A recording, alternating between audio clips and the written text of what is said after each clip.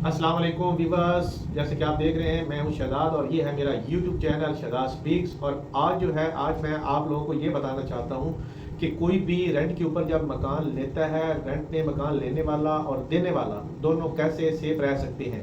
तो सबसे पहली बात तो ये है ना कि जो मकान देता है वो बंदा और जो मकान रेंट पे लेता है वो बंदा,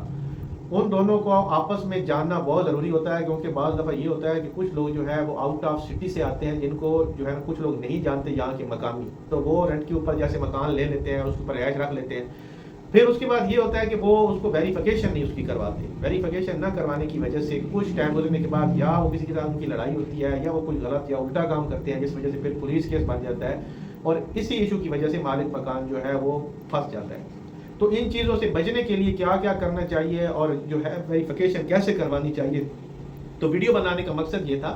कि कभी भी कोई भी बंदा जिसका मकान रेंट के लिए पड़ा होता है और वो रेंट पे देना चाहता है, तो सबसे पहले उसको ये करना चाहिए कि वो कस्टमर को जो है वो उसको इस हिसाब से डील करे कि उसकी मुकम्मल डिटेल जो है उसके पास होनी चाहिए, उसका आईडी कार्ड उसके, और कोई बंदा गारंटेड, अगर आप उसको नहीं जानते तो कोई बंदा गारंटेड वहाँ पे मौजूद होना चाहिए जो उसकी गारंटी लेके इसको वो जानता है। फिर उसके बाद ये चीज़ें कंप्लीट करने के बाद फिर आप उसकी वेरिफिकेशन करवाएं। सबसे पहले आप उसका स्टाम्प लिखवाएं, स्टाम्प पेपर के ऊपर जितनी भी रिक्वायरमेंट है, जो जो चीज़ आपके घर के अंदर पड़ी हुई है, जैसे कि पंखे लगे हुए हैं, मोटर लगी हुई है, बल्ब वगैरह सब कुछ, जो जो चीज़ उसके अंदर है वो आप उसमें तहरीर करवाएं स्टाम्प के अंदर। फिर उसके बाद जो है उसको उसमें ये भी लिखवाएं कि इनकी तोड़ फोड़ जो है वो सब आप किराएदार के ज़िम्मे है, क्योंकि बाद में फिर इसी बात के ऊपर जो है वो हो जाता है, आपस में मसला बन जाता है, प्रॉब्लम बन जाती है कि आपने बताया नहीं था, ये है वो है, बच्चों ने तोड़ दिया। तो ये चीज़ें जो है मद्देनजर रखते हुए सबसे पहले आप लोगों को क्या करना है कि आप वो स्टाम्प के ऊपर सब चीज़ें लिखवाएं और ये भी लिखवाएं कि इसकी रिस्पॉन्सिबिलिटी किराएदार के ऊपर है।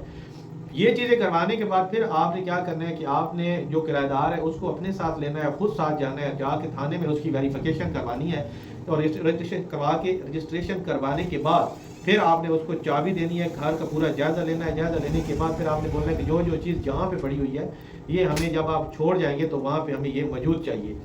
अब इसके लिए ये होता है कि आपने सबसे पहले एडवांस किराया, एक सिक्योरिटी जो है वो किराएदार से ये लेनी है, क्योंकि अगर आप ये छोड़ देंगे और कल अगर आप सिक्योरिटी को जो है वो छोड़ देते हैं,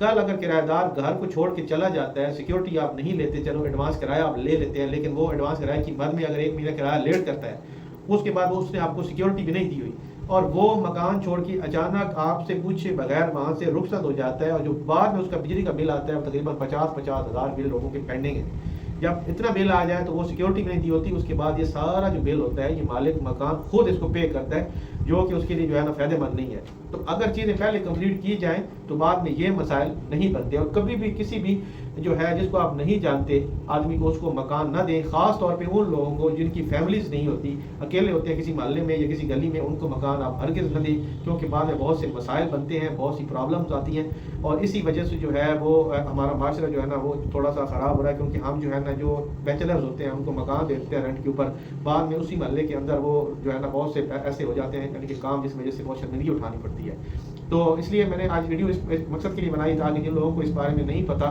उन लोगों को पता चल जाए और वो आगे से मोहताज रहें। तो ये आप मेरे चैनल को सब्सक्राइब करें, लाइक करें, शेयर करें और बेल आइकन के बटन को दबाएं ताकि मेरी हर आने वाली वीडियो आप तक बआसानी पहुंच सके। शुक्रिया।